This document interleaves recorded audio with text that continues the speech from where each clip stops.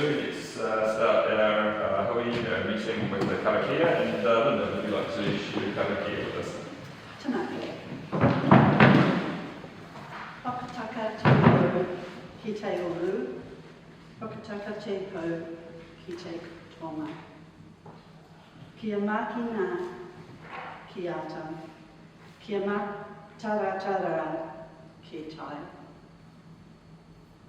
I ai he aki ana te atakura, he tio, he hoka, he hohu, tihe moriora. Quite appropriate, I felt, for opening this morning's meeting. The English meaning was, "Cease, O winds of the west and of the south. Let the bracing breezes blow over the land and sea. Let the red-tipped dawn come in a sharpened edge, a touch of a promise of a glorious day." Well, we've got more than a touch of a glorious day. I think it's more than a touch. It's fully embraced us. Thank you, Linda. Welcome to all of my members of the public. Great to see you. Rod, thanks for you and the work that you do here in the community of Budget. I don't think we've got any nobody here today, but staff. There's a variety of staff that will be speaking to us during our meeting, so we look forward to welcoming you up to the table as well. Michelle Morse is here as the QLDC Executive Leadership Team Representative. Michelle is General Manager of Strategy and Policy. Welcome to you. Good to see you, Michelle. And Quentin is joining us. Quentin's not a member of the Community Board, but he is here by my invitation. And thanks for your input. Thanks, listener. We have one apology, which is Councillor Tucker. He's overseas at the moment. Do I have any leave of absence requests over the next 6 weeks? Very good, we're already here, which is fantastic. I will then move that. Do I need to move that Cody and apology be accepted? I move that Cody and apology be accepted. Anyone going to second that? All those in favour? Carried. Very good. We've got our agenda, which has been circulated to members at least a week in advance. Is there any declarations of conflicts of interest regarding any matters that are on the agenda today? Fantastic. No resolution required if there was. Matters lying on the table, we're none at the moment. We didn't carry anything over from previous meetings, so we're into the new stuff. One of the things we look forward to is engaging with members of the public, and today we've got one person presenting at the public forum, and then we will have one written statement as well. So Andrew, would you like to join us up here, and looking forward to your sharing your thoughts around QLDC planning and affordable housing. Thanks, Alan. Thanks. Well, Community Board members and council, I refer to my circulated comments to all councillors early in January and subsequently to yourselves just recently regarding the perennial problem of the lack of affordable housing in the district. Specifically, it's an ongoing and long-standing problem, as we all know. And although our biggest industry, certainly in the Wānaka area, is building houses, and yet it's patently obvious that it's not the type of houses that might cater to the middle to lower end of the market. A large proportion of these houses, in fact, that are being built are second homes which will remain empty for most of the year. So we have this problem, and it is getting worse, and I realise that the Community Board does not hold the power to change council policies over housing planning and development, but it is in a position, I feel, to initiate and facilitate discussion on matters affecting the Wānaka and the Upper Clutha communities. And this issue of unaffordable housing is surely one such issue. I, and I'm sure many others within the community, would like to see some change from the status quo, which is really watching while the problem gets worse. I therefore ask for a response from Community Board members to the 4 questions which I supplied to each of you, and could I ask the Chair to now seek some responses from the table to these questions. Now, I am also conscious that we don't go traverse too far into the district plan because you have been submitted as a district plan as well. So James is going to monitor that, but you're welcome to pose questions and we'll see how far we get through them. Okay, well, I guess given the time limitations of my comments here, the bottom line is, given that the current council policies and practices have not made any material change to things and we've observed it getting worse and worse, would you support, will there be support for the community board to initiate and facilitate community-wide discussion with a view towards collating and presenting a submission to council on new initiatives to progressively respond to this issue in a more positive way than what we have had in the past and hopefully produce some positive change? Lyle, what do you think?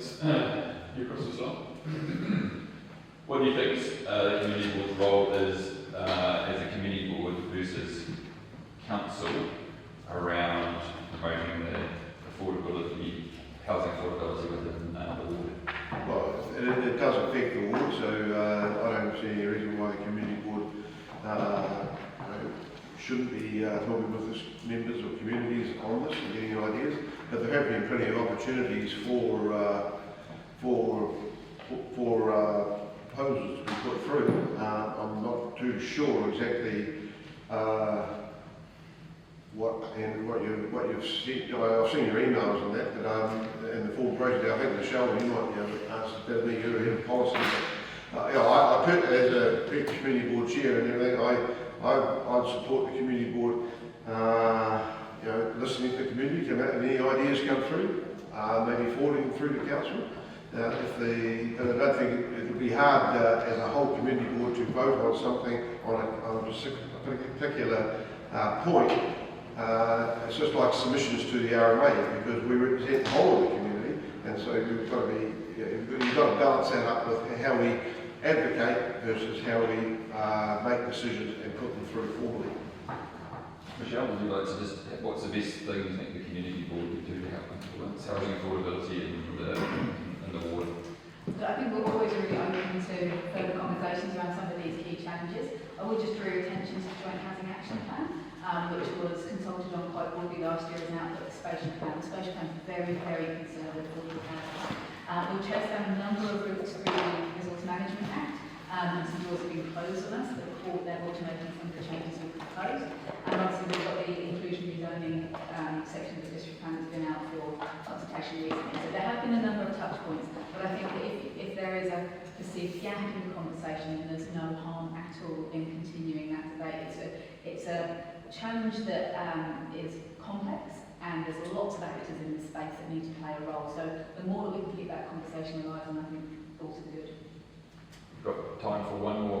What do you think is the biggest thing that the community board could be doing, in your opinion, Andrew, to advance affordable housing in the district?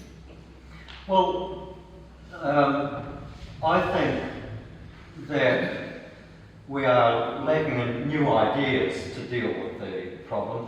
There has surely got to be something more that we could be doing, and I think it's up to the community to first of all express some viewpoint via public meeting perhaps, to express concern for the problem, and maybe look to them to come up with some new ideas. Because right now, whilst acknowledging the council has made some efforts, some of which I think are going to have some small impact, like, for example, the contribution towards the housing trust from developer leagues. But basically, that's not going to be enough. We need, and are we accepting of this ongoing problem getting worse and worse and worse? Or do we look for some new ideas, and that's going to come, I feel, from the community? Thanks.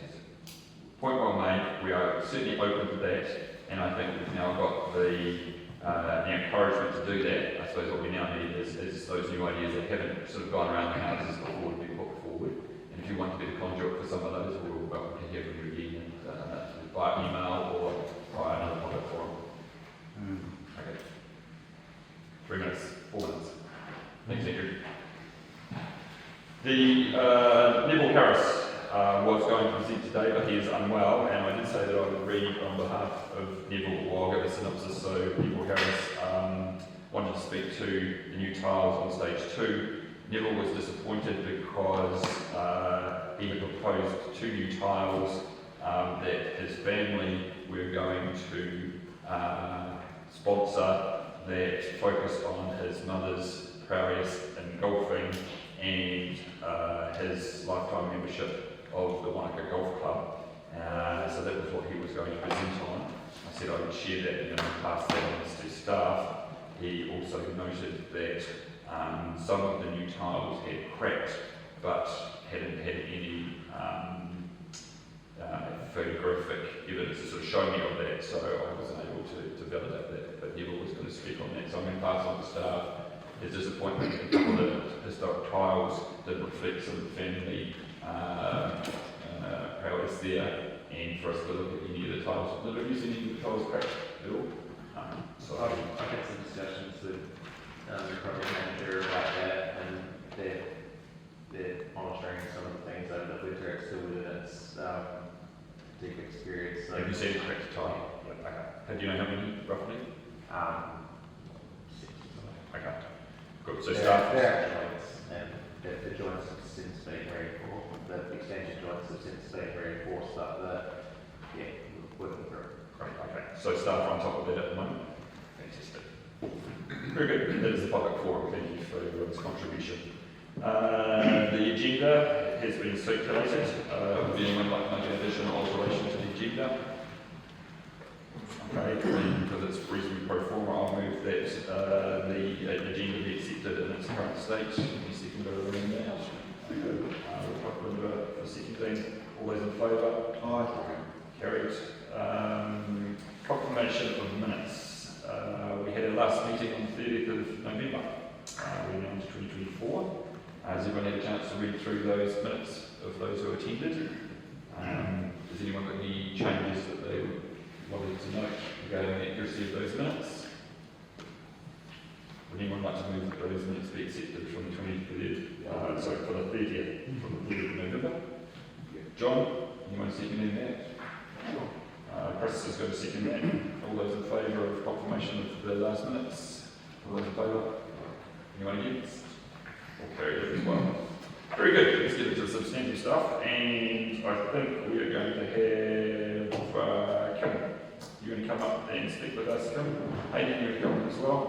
We have an application, as we always do at this time of year, for some road closures around the Wānaka A&P show, as we know. Thanks, team. You've put your bit of work into that. Thank you. Is there anything you want to add to the paper? No. Nothing new? Very good. Okay, we'll take that as being read. Any comments around the request of road closures for the A&P show for 2024?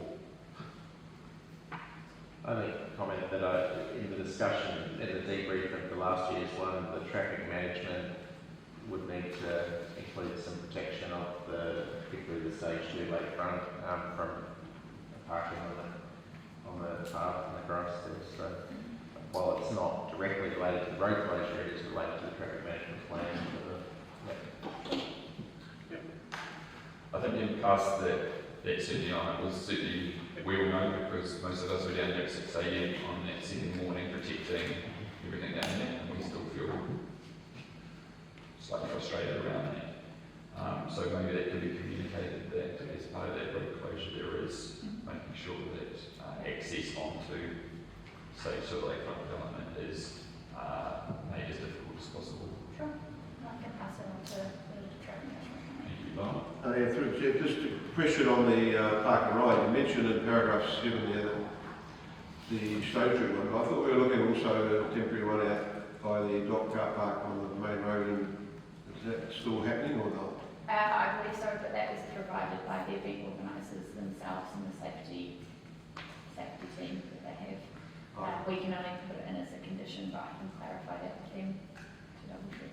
Okay, thank you. Michelle? I've just got a briefing before this session that that is the intention on a temporary basis until a longer-term parking plan's in place. Okay, thank you. Anything else around the road closure itself, which is consistent, I think, with previous years? Very good. Okay. Would anyone like to move that the temporary road closure application for the Wānaka A&P show 2024 be accepted? Very moving that. Anyone want to second that? Second. I'm going to second that. So, as I've read the motion, all those in favour? Anyone against? We're carried. Okay. I know you're a month into your career with QLDC, and I'm really sorry that the high point of your career is happening in the first month. And I know for now it's all going to plateau, but I wish you luck in the rest of your career. You should be back. Thank you. Thanks, Steve. Okay. The adoption of the Lismore Park and Peninsula Bay Reserve Development Plan is a lot of work has gone into it. It does a lot of work.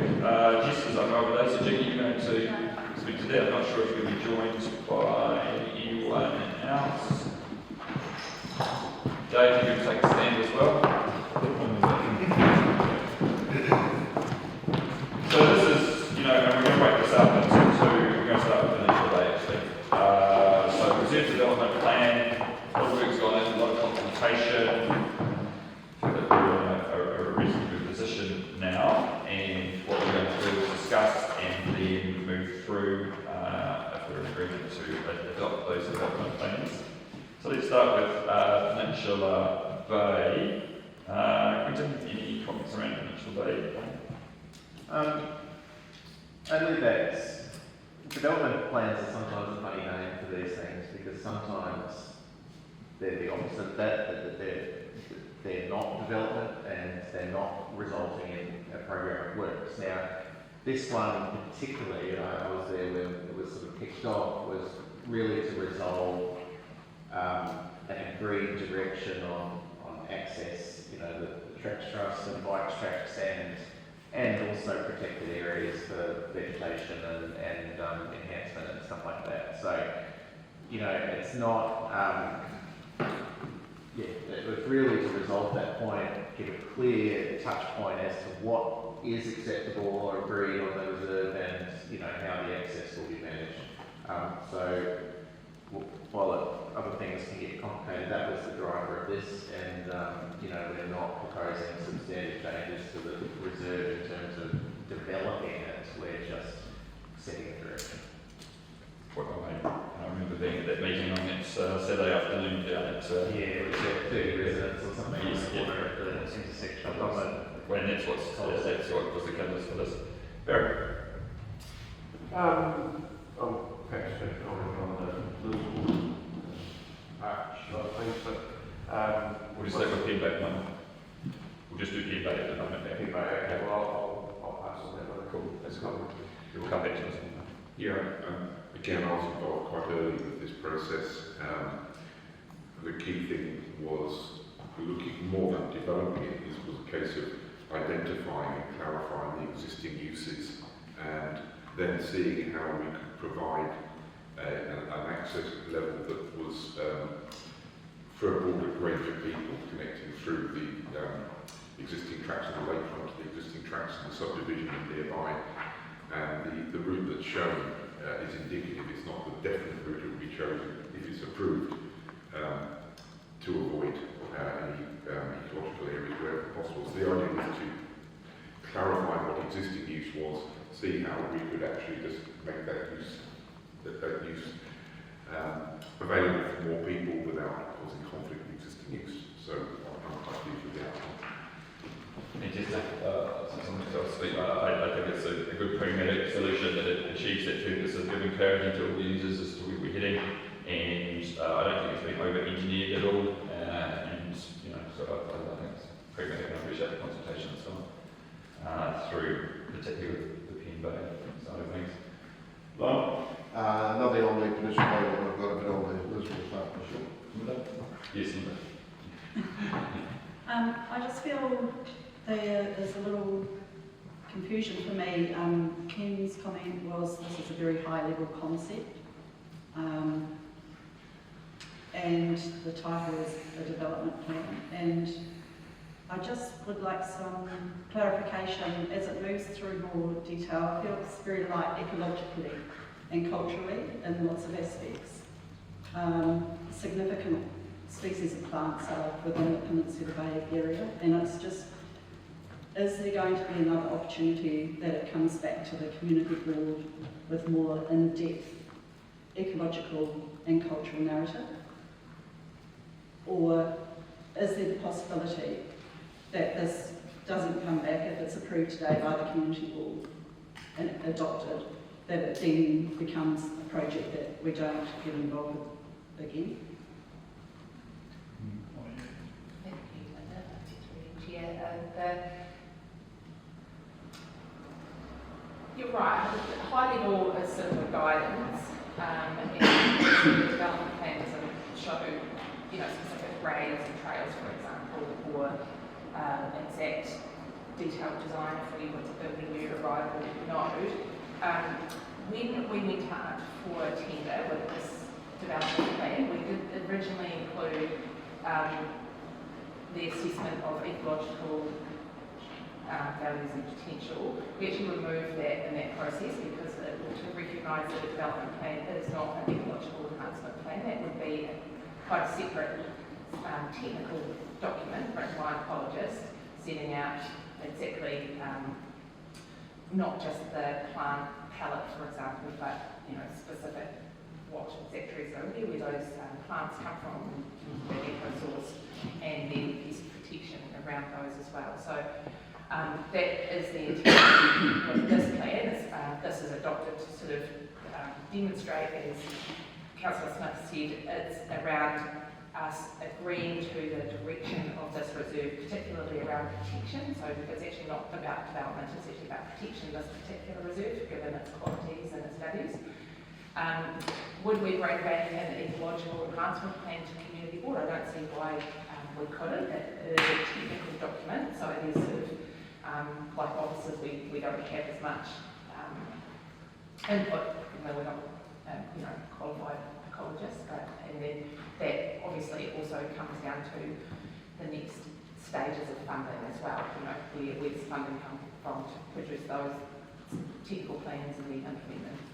I guess fundamentally it comes down to what leads the project and what drives the project, and if it's about cycleways and pedestrian ways, that's a completely different approach to where I feel it's lacking is an integrity of both cultural heritage, understanding what trails were there historically, what they related to, identifying how we were going to reuse those, and significantly more the species of endangered plants that are on that peninsula. Before, I think those principles and values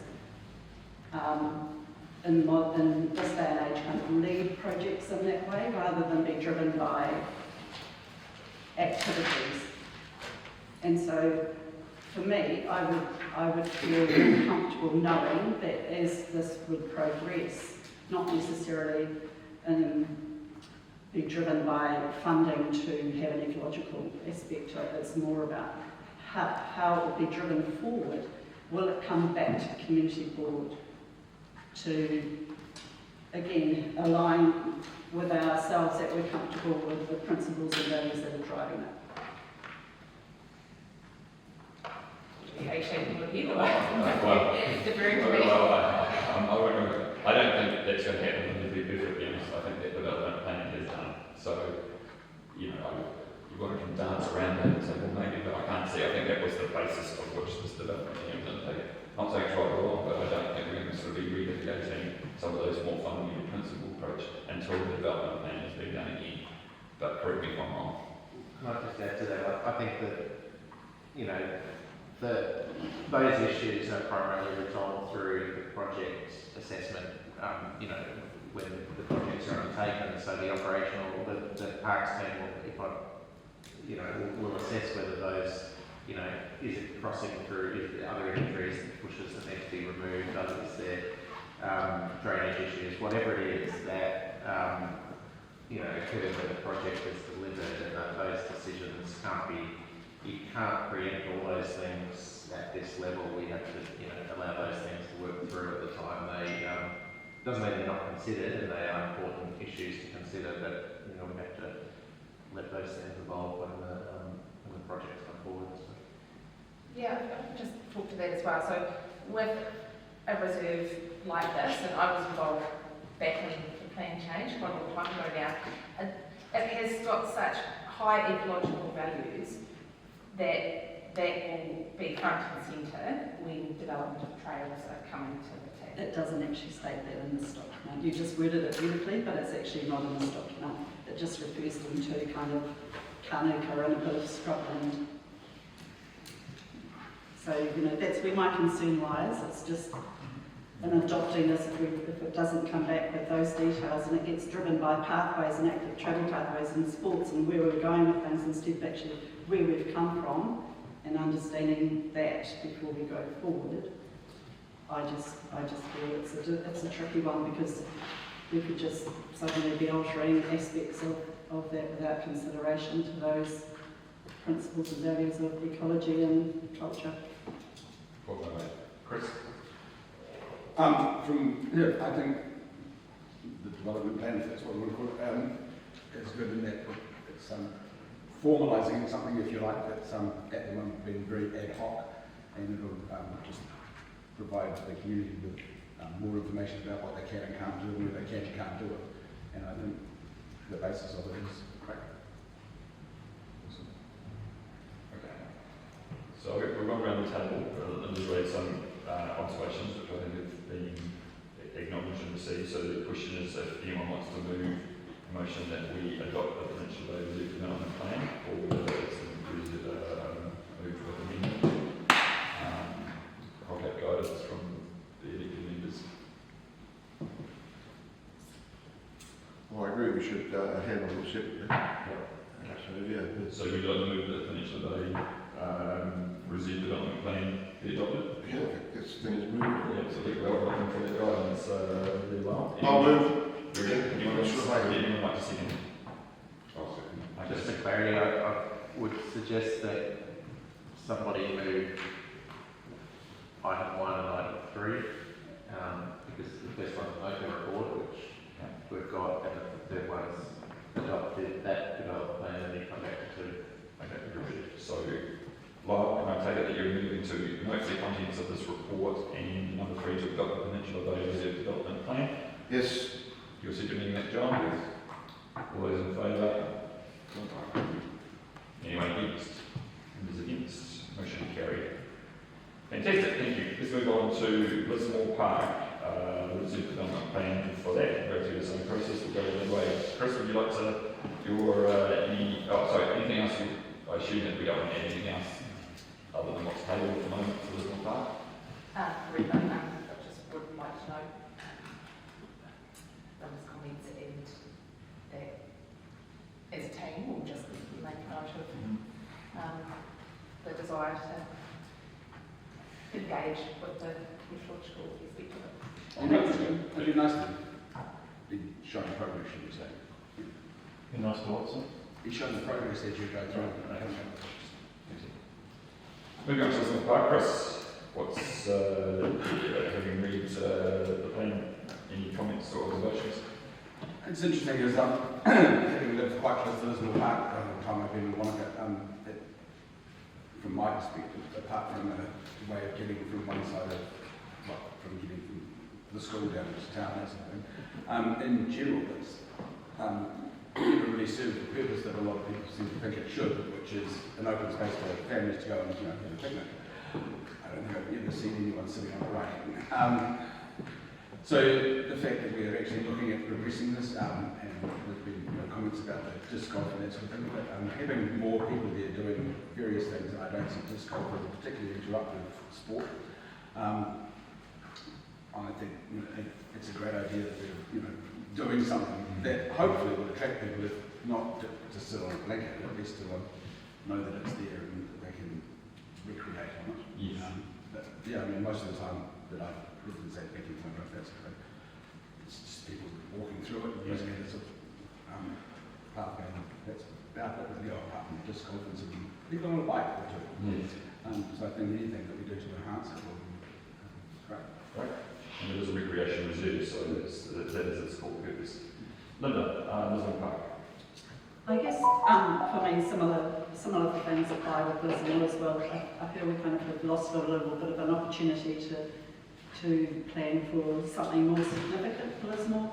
I just was interested to sort of understand the lease arrangements with the likes of the disc golf. Is that something that comes up for lease agreement at a certain time? Is that something that has got a 25-year lease to use that space as a disc golf course, or does that not happen if we? Yeah, I'm just sorry, just say as well, Jess gives her apologies, she's actually sick today, so I'll do my best to answer the questions on a couple of reports today. As I understand it, disc golf has a licence, and that yes, they do, licences aren't usually as long as leases, so I would imagine it's sort of a 3 by 3 by 3, so like a 9 or 10 year licence, and they do come up for renewal. The position with licences is that they do, depending on how you look at it, enhance the reserve, because any member of the public can come along and use it, as opposed to like a lease for the rugby clubs, for example, where you have to hire them and you double it to the public, usually it's exclusive use. So yes, they do come up for renewal. I don't know exactly when it would be, but and it would be in around about 10 years, I expect. Yeah, I guess I like the idea is because at least it gets people out into the park spaces and it's being used, and it's similar, I guess, with the pump. Does that come? Do the public consult on any of those sort of licences and agreements, or there seemed to be a section of the community that felt negative towards the disc golf activities, and whether that was actually something that we thought about in the redesign aspect or the development plan or this concept plan. Was there other opportunities to maybe do something more community driven? So just with regards to those leases and licences and the bike jump park as well, so this is where the reserve management plan comes in, and it is a reserve management plan that covers a number of central Wānaka reserves, and off the top of my head it should have a provision in there for disc golf.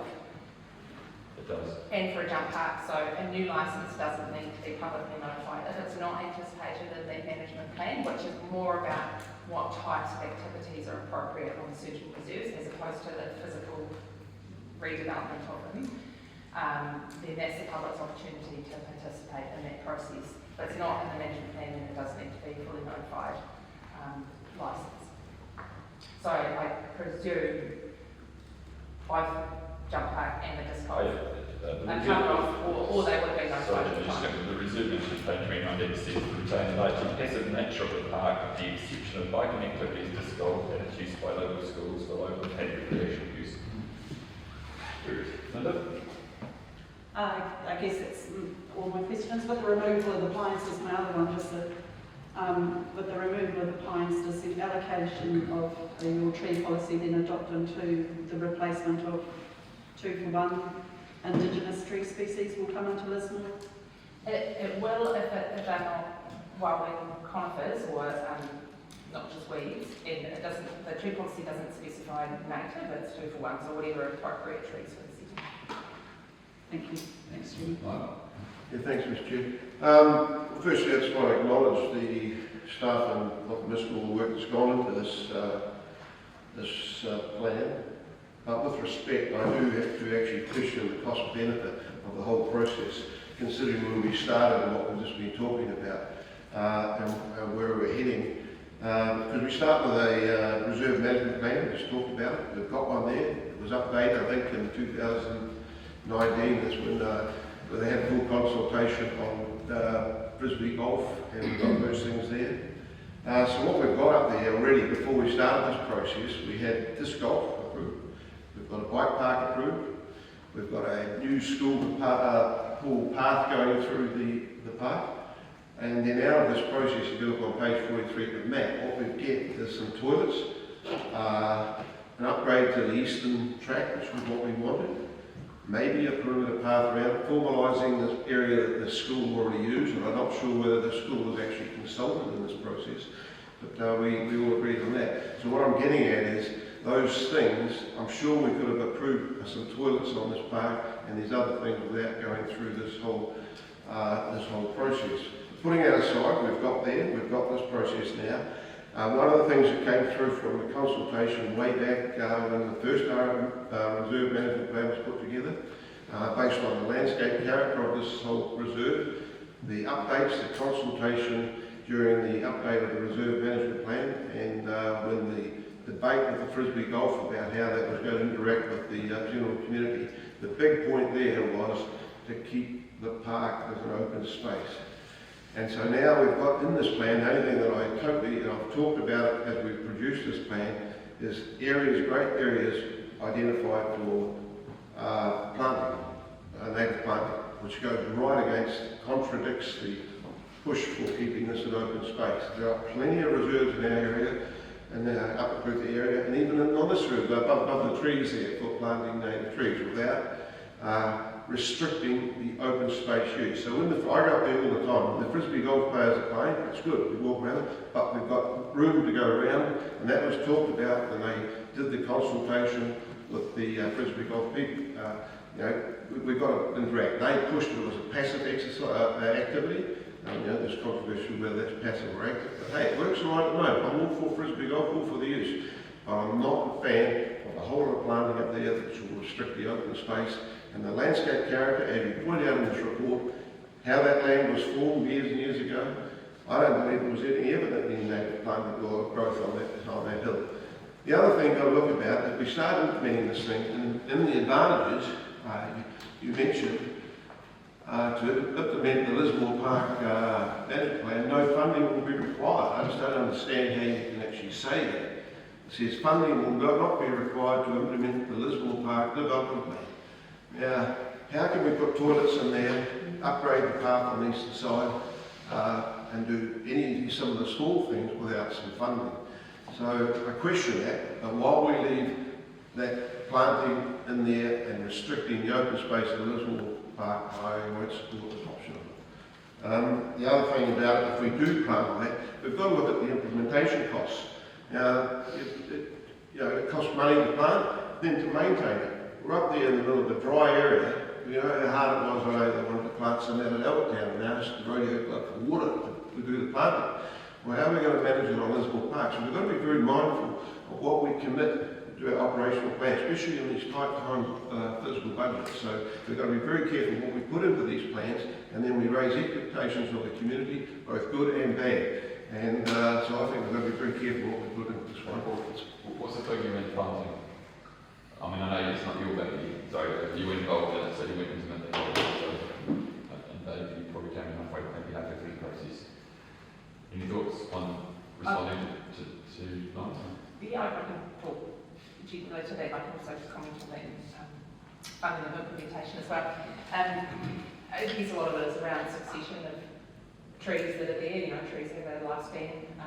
We see it in some of our other reserves. They get to the point, they get to the end of their lifespan, and we need a vision for how we're going to replace those. But acknowledge that this proposal planting in new spaces as well. So that they do cost to plant and establish, and we're also often with our tree policy we're looking for spaces to replace that tree canopy. So there's opportunities to do that, and I think there is the new plantings that are of suitable species can be seen to enhance open spaces as well as detract from the actual open space. So I note that some of that planting was removed through the iterations of the development plan to retain more of that open space. But I just keep referring to that map. The western end, the eastern end, you've got up number 6 there. There's some planting going on, maybe up adjacent to Plantation Road, just before the school, but all that stuff down to the west. There are some trees down there, I know, but there's a lot of those areas are open at the moment. That's the ideal place to keep away from the Frisbee golf, take the dog for a walk. I know we don't see many people sitting on the blankets up there having picnics, but I think it's all right up there. So thank you. If I could just comment as well, Councillor, what's your question around the funding is not required to implement a development plan. I think that might be a typo. It's because the resolution in front of you is to adopt the plan, not to implement it. So I think that they should say funding is not required to adopt the development plan. Funding will be required to implement it. Mr. Chair, once again, I get back to expectations, and once you start putting this on the table, and that's why I keep going back to the reserve management plan. It's a very good document, it's got them all there, and then you start tweaking with it outside that process. Can I just talk really briefly to that too? So, in order to implement reserve management plans, development plans are a really important part of that because they form part of our business case into the end plan and the long-term plan. Without that, then the reserve won't have any improvements or upgrades spent on it typically. Give you a sense, if we pass this development plan, there's some big projects in here. They are expensive projects. I would suggest that some of them are community-led projects. Will the community board have, say for instance, Parks team decide that it would be really good to enact the development plan and part those sections out? Is it something that will need to come back to the community board, or would we see it through, because we probably wouldn't see it in any planning, obviously a line item and stuff like that. So, toilets, those sorts of things, can you give us a sense, because I don't think we've got, as this community board, passed our development plan and then sort of see the process for the implementation of it. I can comment initially, I think it comes back to That's exactly so the Wānaka lakefront redevelopment began with the development plan, and all of the detailed designs all come back, many times to the community board by workshops. So I don't see the reason why it can't, and I guess there needs to be a level of appropriateness in terms of progressing and efficiency of progressing the work. But Dave, did you want to? No, I was just going to say what you were going to say.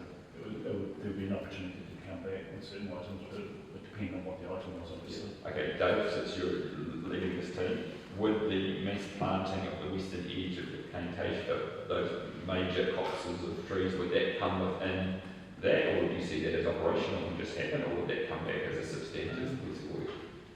Hearing the comments today, I'd probably lean on the side of bringing it back to get comment. Just listening to the feedback today. So just a well because I think the development plan allows it, it doesn't mandate it or actually make it actually happen. So Right. Mr. Chair, can I just clarify? This was an example. Let's just talk about toilets. You say we can't do anything on this without a development plan. Now we're about to put, you've got a line in the annual plan for toilets, new toilets and replacement toilets. Now we're about to put toilets out at North Lake, which I presume that's a reserve area. Well, it's definitely a grass area. We haven't got a development plan for that part of grass, but we're putting toilets here. So I don't understand why we couldn't put toilets here without a development plan. It's not that you can't, it's just our, in terms of the pathway from planning through to project implementation, we want to have a vision for that reserve and realise that vision through this collaborative process. North Lake, obviously, much newer reserves, but and ideally we maybe would have done a reserve management plan and or a development plan for that, but that's probably reflective of the growth pressure and the fact that the whole new community has sprung up in the last 5 years. So that's about efficiency. They need a toilet, so we'll put a toilet in, and perhaps there's not conflicting uses as there with the case with particularly Peninsula Bay and Lismore Park. There are pressures on those reserves because of the surrounding development and the growth that a decision needs to be made on what's appropriate and what's not, whereas I can't really comment particularly on North Lake, but if there's a clearly identified need for a toilet and it doesn't conflict with anything else, then you should be able to go and sort it. Okay, thank you. Can I just make one? So I just want to add, but I guess with the difference maybe between the two reserves, North Lake's got a quite clear visitor use type, and the toilet's kind of in line with that. Whereas Lismore, where we actually determine maybe what direction it might be used in terms of isn't it? One's a community Through the chair. park, one's a community park, and one's an informal recreation park as well, so they do. The microphone now, but one comment, but I think there's a difference in complexity too, where Lismore Park is just more like competing interest and we already place anything else like that. As far as the Lismore Park development plan goes, since I'm next in the circle, I really like it. I'm particularly become warmed even more to the Wānaka site, that learning site outside the school, and formalising that. I can really see that being an extension of the school and for outdoor learning and from formalisation there. I would note, and I think it was really remiss, and I've had it from the members of the public talk to me about it, is that Queenstown College were not a key stakeholder that was consulted. I can't see how that was slipped through. You know, they are adjacent to it. We started talking about an outdoor learning space. I think they should be consulted. So there was one part. The other thing is that we do mention parkour, which is that urban style of risk-taking and playing for youth. And I just want to make sure, because I've had these organisation, that when we talk about parkour, I would just like that to be noted that that means sort of a broader adventure playground concept. Parkour is quite narrow, it's blocks and it's concrete and it presents that reflects the urban form, as if kids are downtown sort of jumping over stuff. So parkour is quite narrow. I just want to make sure that we broaden it out and say part of that learning and risk-taking and free activity for youth will can include some form of adventure-based activity, of which parkour is one aspect of that, but it may be a more traditional adventure playground. Okay. We just use a specific term now. I want to make sure that it's on the record that we've already done it. I think it's pragmatic about parking around the reserve, formalising that and using road reserve and a little bit of reserve where it's needed. And I don't think it has been over-engineered. I think it's pragmatic. And I am also very conscious, having been through the Edie Point thing about setting expectations and the Edie Point development plan, and nothing has happened in the last 3 or 4 years, relatively, at Edie Point, that we've got it here. I do believe a lot of this will be community driven, and that's where the community empowerment fund that we are trying to set up, but probably having a little bit of resistance from the staff around that, is that I can see that community empowerment fund being a huge catalyst for some of these things, particularly the Wānaka space, particularly the toilets, or any extension of the biking activities around there. John? Yeah, I just want to clarify in terms of those planting areas shown in the western end. Can I assume that those are, the copses that Lyle was concerned about? Can we confirm that that's the area that we propose is suitable for it, should it happen, rather than actually committing that we will be doing those plantings in those areas? So are we identifying areas that if we plant, those are the areas we want to plant trees, or are we saying that those are the areas that will be planted? I think you're saying a former, because I think being mandated. Yeah. This is a traditional planting was going to be done down that end, this would be the indicative areas, but it's not compelling us to plant anything. Yeah, that's what I was just trying to clarify, because that comes back to Lyle's concern about open space.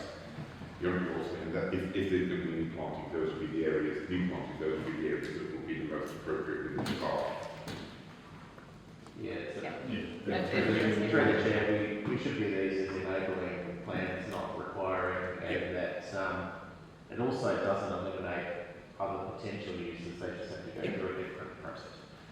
Okay, and the only other thing, I'm with Simon, I think it's a good plan, I think a lot of work's gone into it. It sets a future expectations, and there is an issue about delivering these expectations, but at least we have a goal now to build working towards. The only minor thing I will just come back to, I've raised this before, is the path at the eastern end, which runs along the boundary. There is a clear design line which follows that boundary all the way up to Dawson Street, rather than cutting in through. And if we do go the way you've shown, you will still have people taking that direct design line. That's a very minor concern, but just quite I'll raise that. Thank you, John Barry. Yes, Mr. Chair, just a couple of points I think you touched on this sort of issue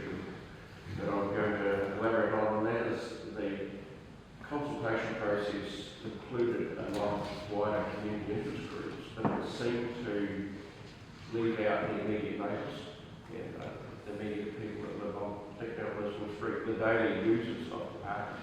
Leave out that they were specifically consulted and I think that was Simon's comment that Mount Spring College were left out in that sort of category as well. So it's certainly, I think, important that when we go through these consultation processes that we spread the net as wide as we can, and certainly the people that are living close to that facility should be consulted. The second thing is, in parallel to the development plan, there is also a parking strategy being undertaken for Wānaka, and during the consultation process, there was, I'm talking for the parking strategy here, there was discussions over the lack of all-day parking for workers that commute to Wānaka, regardless of different modes of transport that are available. People that live in the wider area, like Wānaka and so forth, have to drive to town, and there's a total lack of all-day parking for those workers. And an area that was identified during the parking consultation process was the area at the top of Little Street on Lismore Street, adjacent to Lismore Park, is potentially an area where downtown workers could park all day and walk down Little Street through Paul Motley Lane and be in town within a little bit of walk. I sort of wonder whether we're jumping the gun a wee bit, approving the development plan, and then the parking strategy may come up with some suggestions that could be incorporated in the development plan for Lismore Park and improve the all-day parking facility. Do you, and I was privy to an email before that the Parks team and the parking strategy team have been conversing around that. I just raised it with Jess, and I understand there has been dialogue between the two. Yeah, no, they're not operating in silos there. I think there's certainly a role for formalising that parking along where it is at the moment, because it's quite sporadic, isn't it? And even some of the sight lines aren't great. And I think this development plan still allows for the formalising of parking along the perimeter of the reserves, and the decision as to whether it is mostly on the road reserve or it comes slightly into the reserve will be down to detailed design, but there is some flexibility there. Is that my understanding around that? And I believe that's what the reserve management plan directs as well, that that's where the parking will be, and then formalising the road reserve car parking. But that's certainly the direction that the development plan. So if we go to, on page 14 of the development plan, the attachment, that's the plan that shows the car parking. But it's essentially around the perimeter of the reserve and along the side of the road reserve.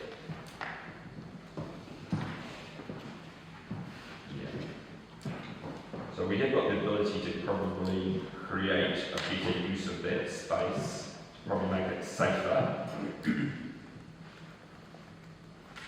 Is that what you're sort of aiming at, Barry?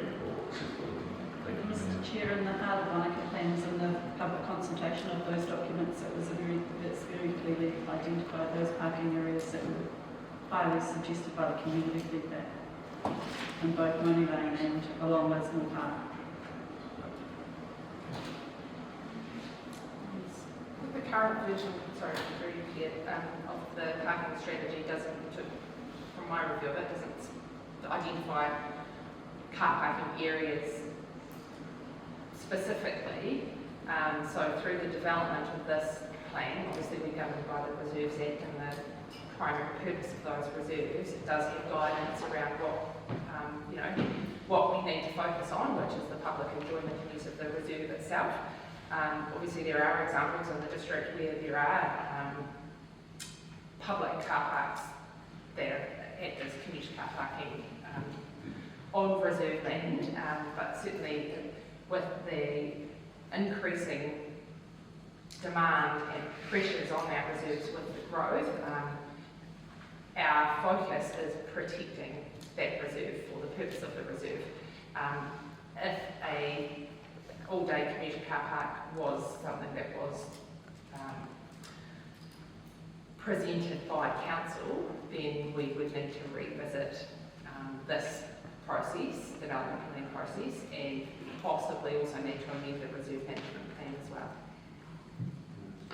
Through the chair, I think potentially even the reserve status as well, because you know, it could be a local purpose reserve, for instance, to have car parking, but a recreation reserve you can't use wholesale for car parking that's not associated with the use of the reserve, so we can't, you know, there's a much tougher process to, you know, not opposed to the principle and certainly the enhancement of the parking along Lismore Street and at the top of Molly Lane, something that we're continuing to progress, but the wholesale use of reserve, recreation reserve for parking that's not associated with the reserve is quite a tricky issue for us. I think to establish a new one in an existing reserve, there are examples that, you know, historically exist. Yeah, that potentially unlawful in some cases. Not unlawful, but questionable. Just through the chair, I think the biggest thing is the formalising of the car parking. I know with my staff, if they know that there's somewhere to park, that's where they go. And the problem with the moment is that you end up with cars parking parallel or not, and cars and trailers and that sort of thing. So there's potential for it to be, the parking here to be far better used without even going into the reserve, just by simply formalising and putting a curb or something like that, or some, you know, but markings on it. I would also say that that isn't anywhere near capacity, so there is all-day parking available there on Lismore Street now, and whether if businesses chose to, or employees chose to use it and the demand was there, then that would drive the need for change. At the moment, it is never at capacity. So, you know, that is free all-day parking. It is available to businesses today, and they should be using it. I'm going to go to Queenstown and we'll come back around for just. Do you want anything else other than you've talked about parking? Anything else? Council, you talked about neighbourly consultation, parking. Anything else you would add? Well, I guess the only other thing I'd like to add is with the intensification proposals that are before us, even though we're not at capacity now, intensification does occur in that downtown area. The need is going to be way greater than this chance today. Thank you, Gary. Quick. Yeah, thank you. And I'll be brief, but you know, once again, this was the catalyst for this process to be undertaken was actually the redevelopment of the bike park, and really to solidify what the structure of the park, notwithstanding that was approved slightly out of step, but it was to acknowledge that the bike park's going to be there, that you know, if it was going to expand in the future, that it wasn't going to conflict with other uses like frisbee golf. We had the schools to pool running through the middle. We wanted to sort of cement that into place as being, you know, deal with some of those other issues that were raised in the management plan. So there was a catalyst for it. Once again, development plans are not always the best term. I think we might look at that in the future, because it really is a framework for, you know, future management and how we make those decisions. I'm pleased that the perimeter park, it was one of the feedback I gave, was the perimeter parking has been acknowledged on this plan, albeit possibly would have liked to see a little bit more on the perimeter. they've been acknowledged as approximate new parking spaces. It's not entirely accurate because some of them are already existing. Yeah, just make that note. In general, reinforce the point that was made before that open space is absolutely invaluable. I've heard people say we need to do something with Lismore Park, and I'm saying, well, what do you mean it's doing it? It's open space, it's breathing, it's one of the few remaining parts of the terminal moraine that actually is legible because it's got all the humps and swallows in it, and I want that to stay that way because it's really cool. It's really unique. You know, there's people who spend billions of dollars building a golf course to look exactly like that. Are you advocating a golf course? No, but in terms of, you know, that's, it's doing exactly what it should be doing, and we need to protect that in the future. Okay, thank you. Been around the table, heard various things, and I think staff have taken on some of the themes around this. I'm getting the sense that overall there might be a little bit that's more around the execution and implementation, which we will have the chance to have more reflection on and input into as the plan actually comes to fruition. Is there anything else wants, because I'm going to do information that's adopted, but I'll go around. Anyone else? John, you want to say something else? Yeah, we want to support Chris in terms of the formalisation of that parking on the southern end by Headage Street, because there are issues there with cars parking blocking the footpath or parking blocking the footpath. Yes. So the formalisation of that parking on both sides of that road is really key as part of this plan. The only comment I would make is that, particularly with Lismore Park, is that there's a lot of people that are quite passionate about it, and as things progress through this, they will come to us and go, did you know this was happening? And if we do, then we can say yes, and we've thought about it, and we can have that conversation. Whereas if we're kept in the dark and we don't know what's happening, then they'll go, bloody council got that. So no one ever says that. you're reading on Facebook page. It's really useful, even just to be informed about the next process that's going to happen, next week or whatever it is, and then we can say, yes, we did know about that, and we've talked about it, so that kind of heads up, if you like, is very useful. I'd like to move that we note the contents of this report and that we adopt the Lismore Park Reserve Development Plan. Do I have a seconder for that?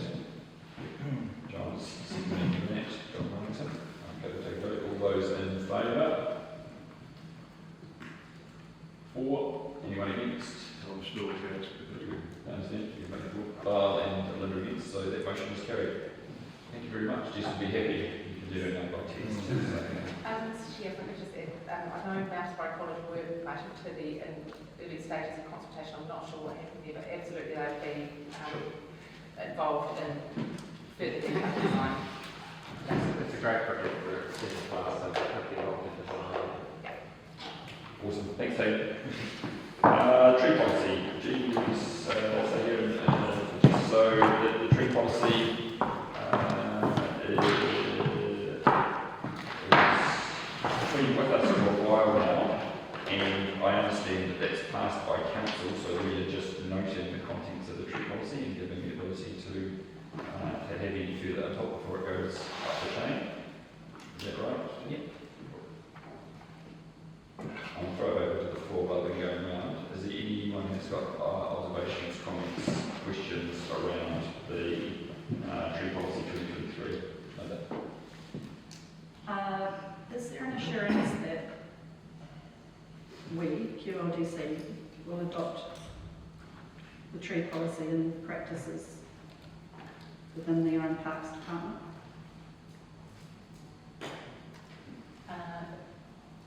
Yes, Mr. Chair, but you guys know Lee, he's our consultant arborist. We've a new arborist, in-house arborist, who's recently started. He can talk to that in more specific detail, but we are following it absolutely in the Parks Department, and we want to ensure that the entire council with the appropriate works is we are following the tree policy too. And particularly the planting times of the years, David? Yeah, No tree planting to be yeah, done. and this season was slightly late for procurement reasons, but yeah, absolutely, we're actually more focused planting in autumn, which is what should be. But yeah, absolutely. What is it? Exceptions this year, we had plants, because I know that was, if you're cognizant that there was planting done outside of the window, Yeah. that really threatens the viability of the So you acknowledge that as happened, but Absolutely, yeah, it did happen, and we had planned to start sooner, but yeah, just contractors and stuff like that, so it's slightly delayed, and there was a big focus to put the water in, and a lot of the trees were pulled through. Initially they didn't look great, but the vigour was still in the trees, but yeah, we were going to be planting more in autumn, which was always a plan, we just wanted to get this kind of last year's budget out of the way, etc. But we've got a 10-year sort of plan to continue planting, with autumn being the main chunk. We'll still plant in spring, but autumn by end of October, all trees should be in by then. Yeah. With all respect, it was actually 2023, exactly the same thing happened.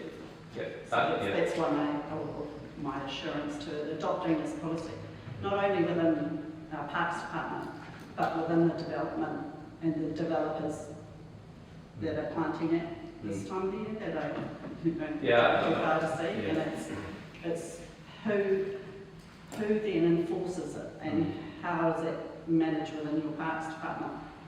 If you've got a developer planting 200 trees outside of within a subdivisional development, within being, say, the week before Christmas, what happens? How is that actually met? How is that implemented from the policy that states, well, you're not to plant in those times of the year? I know, I'm not sure of developers how, we choose species and location, but yeah, we need to put some guidelines around time and around that. And also follow up. There's a maintenance agreement, so when we take these handover from developers, if trees die, they have to replace. So there is that, at the end of that handover period. Within their own code of practice, isn't it? It's like within their subdivisional, if they've got their resource consent within their own code of practice, they are referred to the tree policy document. So it's not much point having this policy document over here, but actually, in reality, this is all just happening, and I'm just trying to understand how it's actually monitored and enforced. I think through each year, obviously the pressures of subdivisions and the sheer volume of them, and their goal is 2 to 4C. They won't hold that up with planting season. So perhaps the most, obviously we have consent conditions that we put forward on those trees and plans that we sign off. They don't currently require a planting season, but we could put that in the maintenance agreement that if any of those trees expire, so I think we'd face severe pushback if we did hold up those processes for planting seasons, but we could have it in our maintenance agreement that any trees that didn't survive need to be replaced in those required planting seasons. I think that would be the most pragmatic way to address that particular issue. I saw John. I'll go John and I may have missed it, but is there any timescale with which the trees that are removed must be replaced? Because this is an issue that we faced before, that so many trees would be chopped down, they wanted three years to replant them. I couldn't see anything here that said it should be done within the next season or within a short period. Yeah, it's one thing we did have in this update was that we can request that trees are planted before removals take place. This is going to put a lot more ownership and responsibility on the person. That's a big change in here, which will really help for that. But there is no guidelines or timing outside of that. Some tree removals we approve, but trees may not be removed for 12 months or beyond. So again, that's something we can pinpoint in the application process. So we'll put something like these need to be planted in a certain period. Certain period after it being removed. Yeah, absolutely. And then there's also the maintenance agreement period beyond that, where like one golf course, for example, we want to make sure those trees continue to survive, and so we check in on those on an annual visit maybe. Those are things we're kind of working through in terms of resource of that. Yeah. I think we've done a job through the construction works is also a factor we need to, it might be 2 years of construction, so, but we can condition the approval to the nearest practical planting season. Well, thank you. Just a comment, sometimes we see it's the crossover between the policy, actions under the policy and actions under the tree maintenance program. Sometimes groups go through a process through the policy, and all of a sudden you see down the road a lot of trees coming out, and I guess tree maintenance program. So I'm just saying, just be aware of that because it's the public view of what they see going on, and sometimes maybe a bit of communication required to say, okay, well, those trees are coming out because of safety or maintenance program. The other one that I know, it's a big, some of the older parts of town, even on our road reserves, I guess from way back in history, we've got some very big trees.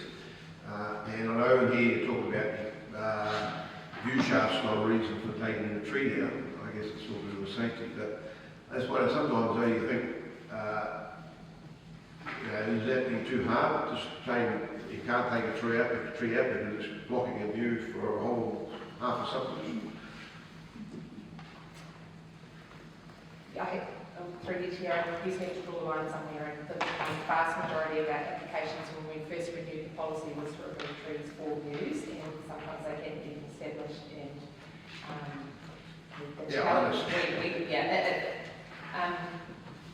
So is there any, so for example, if there's a big old tree somewhere and, you could argue it's become a safety issue or whatever, is there some, in the implementation of the policy, I guess there's some pragmatism applied to some of that, is it?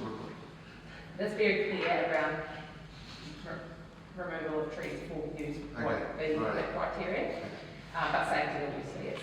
The other one, just from my education too, I've talked about topping of trees, I think over the years it's bad for trees, but I've seen a lot of trees topped, especially on the rural areas, poplar trees particularly, they seem to, they thicken out, they become a really nice hedge. So is there any real problem with doing that? It becomes like a maintenance, so if you top the tree and you want the view back, you might be like an annual visit, and our maintenance period at the moment is 3 years, and so it's just more of a cost than a time to do that, and you may shorten the tree's lifespan over time, but a common like forest heights and Clutha area, obviously that's more about the wrong species in the wrong place to begin with, so we need to address that. But from an average point of view, if you did allow that tree to grow high, you could then clear the lower branches and see through the trees. But if you continue topping it, you got like pancakes everywhere and the regular maintenance. So there is like London Plains, you can see in Alexandria where they are pollarded.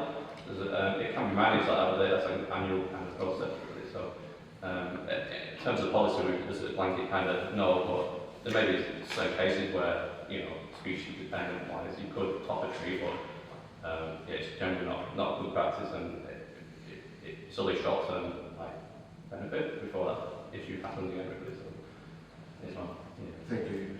Anyone else? Yeah, just one quick point. And I made this previously, that is there a possibility to strengthen the vandalism component prior to coming to council? Because this is an area that I saw was opportunity, and an area that we've seen quite a lot of issues in the last 2 or 3 years. I've been working with reinforcements on that, and alongside that we've been using a tool to value the tree to find out what that value of that tree would have been. So it's all coming together a little bit, but it is a personal gain or within parks is to kind of let's see some more action for this, and we've been working with the enforcement team, some internal lawyers, just to kind of see how we can get something together to help us do that in the future in terms of just begin to add some strength into this enforcement side of it regarding the breach of policy, because it's sort of fairly light in there at the moment, particularly around poisoning and illegal entering parking and stuff like that. Very good. Okay, we're not passing the motion, but we are noting the contents of the report. So again, I'm sure you'll be looking forward into this one being signed off on the 4th of April at the council meeting. Would anyone like to move that the contents of this tree policy 23 report be noted? Linda's going to move that. Anyone like to second that? I'll second that as Simon. So we're just noting the contents of the report. All those in favour? Anyone against? Carried. Not going anywhere. I'm very smart today. They did actually go quite. Thank you very much for being succinct with those answers and well done for catching those. Very good, Jenny. So you're still here. We might let you go for the chair's report, but in the meantime, we've got some reserves to vest in Wānaka. We've got one at Orchard Road, one at Mount Iron Junction. We've sent out the information, and we've had quite a lot there. We've got the maps and everything. Anything you want to add? I'm happy to answer questions. I won't go down the table, but Lyle, what's that? Just a quick question. Interesting, the maintenance period, it used to be, I'm pretty sure it used to be 5 years now, and one of them was 2 years, and one of them was 3 years. We seem to be all over the place. Yes, through you, Chair. This is a legacy developers agreement that was signed in 2016 or something, I think. So that's why that one is different to our standard maintenance period, which I believe is 3 years. 3 years, yeah. Yeah. It used to be 5 years. Yeah, so that's why they differ on these reports. Okay, thank you. John? Just a quick question on the Mount Iron one. The road terminates at the Park Close Road title. Is that dock managed to stay? Do you know? I believe it is. Probably would, isn't it? I would have thought so. I believe it is. I think that road was closed and tied into the reserve. That was, if it's not, potentially it doesn't go anywhere. But we will be taking ownership of that, won't we? Yeah.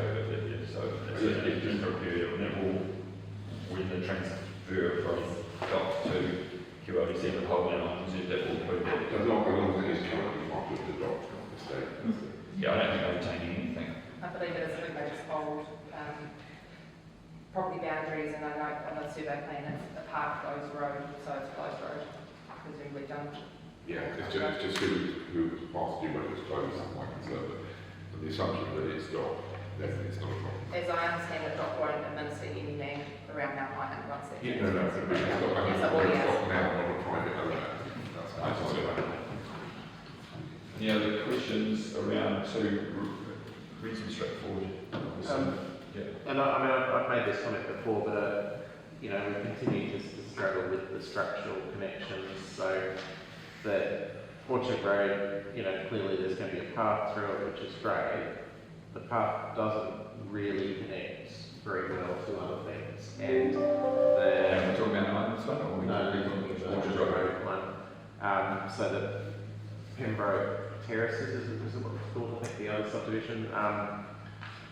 That the original plan to have along the sort of northeastern boundary of that development has sort of fell away, and the same with the Tussock Rise stuff. So the connections aren't particularly strong, and if you look at one of those subdivision plans, remains, I think, a fairly poor example of integrated development. And I know it's not on the parks team, but it's a comment that I continue to make because we continue to get poor integration, and this block is one of the worst examples of integrated development in the entire district. We are creating a nightmare for a future generation, I think, because they will somehow have to unbuild it at some stage. But I know that that's not the purpose of this, but we will continue to highlight that connectivity and access and future-proofing that. I just really hope the planning team ups the game there. Anything else around these two road reserves? These two vesting of these reserves for access? Okay, everyone would like to move. Okay, very good. So John is moving that we recommend to council vesting the following reserves be approved. One at Orchard Road Holdings, the one from Mount Iron Junction. John has moved that. Anyone seconding that? Chris Hadfield. All those in favour? Aye. Anyone against? Motion carried. Well done, thank you. And I was going to let you go, but I didn't realise there was one more. Almost joined the community board here with such perfection. We do have a request for new underground services easement between two local purposes reserves at Pembroke Park. This is to allow services to go underground between the two reserves to aid a subdivision that is happening there. It's all been detailed. Anyone actually go out and look on site at that? John, I need to as well. Jen, anything to add on this one? I know it's just the underground services and that's The one thing I wanted to check was, I know that they will remediate that pathway to its current state. I was just wondering, since we're re-arguing this other favour, that they could remediate it to an even better state, and I didn't get the chance to go out there and just sort of see what state is in at the moment. They've got a bad part down there, there's steps all the way down, I think, pretty sure there'll be wooden steps. The steps, yeah, okay. That could be, Well, we are doing something huge right over here, and the services go on there. There's no real benefit for the community, there is huge benefit for them. Would anyone like to make any comments, any other observations? We end up with a pretty unfortunate conflict with the driveway, you know. I mean, there's no other driveways in that area at all. It's a pretty unfortunate outcome for that area, and you know. Is this related to providing the easement? Are you talking Well, I'm confused as to, I mean, how that's occurred really, because the access has previously been from behind, has it? I can comment on that, Mr. Chair. No, the existing lot, the access is actually a right of way, well, via Beacon Point Road Sounds like a beach. to the north. The new access right of way is proposed over the road reserve. It's not reserved, which is why it's not part of the report. We as a team have commented on the wide application to acknowledge that, you know, potential conflict with what's effectively a bike trail, not, you know, a walking trail on a road, needs to be addressed, including construction works as well. So it is being highlighted by ourselves as well. However, it's not reserved, so it will be up to the consent team. Yeah, I'll just see what's a fairly unfortunate outcome for that area, I think. It's outside the, yeah. It is outside. It's outside the review thing. Yeah.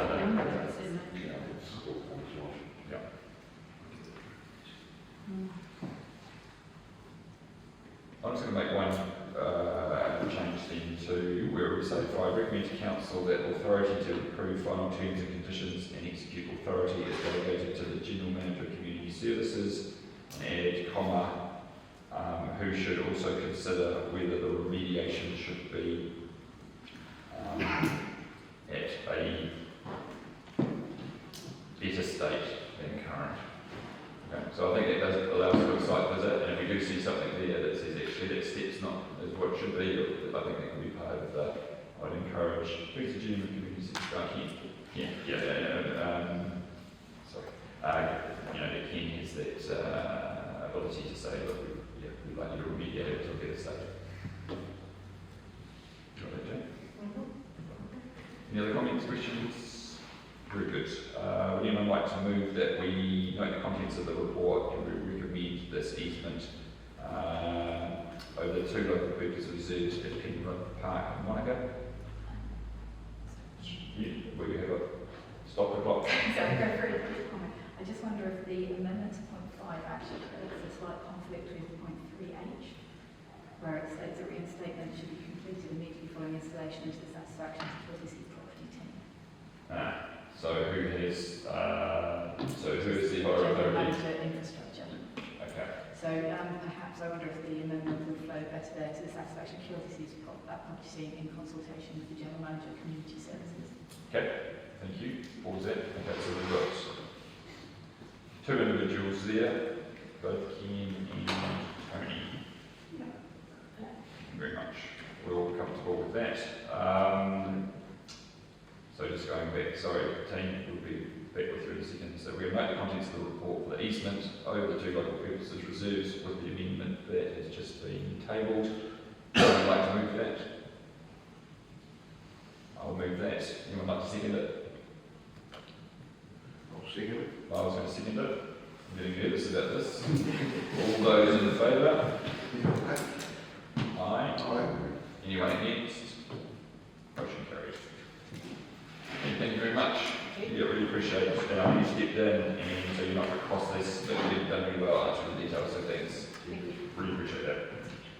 Very good. Right, we're coming to the last item, as we always do for the community board meeting, coming up 11, and that's the chair's report. Thank you to everyone again for their the members showing engagement and what has been happening for them with the community over the last couple of months. Anyone like to raise anything or highlight anything before we pass this motion? Well, Mr. Chair, just to add, what I had subsequent to this was the Other Town Association AGM. Good. And Heather Thorne, who's been a very good chair of that association, doing it for one more year, giving notice that she's not going to do it for any longer. So we're going to drum up some more people from the community. We have got a new, I can't remember her name, but a young lady, Lucy McGregor. Lucy McGregor, deputy chair. So she's a bit of a succession plan, which I think is quite good for an association like that. They're very active. The biggest thing they've got out there is to come up, try to communicate with the community, and they've got a wee bit of money in the bank to come up with some community projects that would enhance that community. So that's their main activity at the moment. They do have visions of the bus shelter, and they were going to fund it. That's also maybe depends on how we go with our talking with our transport strategy people, whether that's the appropriate thing to do. Thank you. It was a good AGM, well run by Heather. In your report, Linda, you noted that you had been approached by a long-term campers at Glenview Bay about their concerns that the new managers of Glenview Bay or new leaseholders were not going to adhere to some of the requirements of the Overseas Investment Commission reports there, etc. So I spoke with Doug this morning, and we've got a process there for him to submit some specific questions for him to attend the next community board meeting by video link, and then for us to escalate that up to a workshop if required. So just let you know that that's we've got every minutes. Yeah. So thank you for initiating that. Jane, thanks for me because we're just sort of getting the time that I was not that presented. So I'll get you to continue to lead that and via email, so I have a copy of both of them. Excellent. Correct. Anything else happening in the community that we need to be aware of? We want to speak to the chair's report. Okay, as it's my report, then I will recommend that the chair's report be moved, and would anyone like to second that? Thank you, Linda. All those in favour? Anyone against? Very good. Thanks for everyone's patience. We're due to finish at 11:30. I could string it out for another 2 minutes, but let's finish at 11:28. And I'll declare the meeting closed. We will be going into a workshop, and I think the three things we're going to be talking about at the workshop is the update on the Mount Iron Reserve Management Plan. We're going to have a presentation about a long-term plan CapEx dashboard that will help us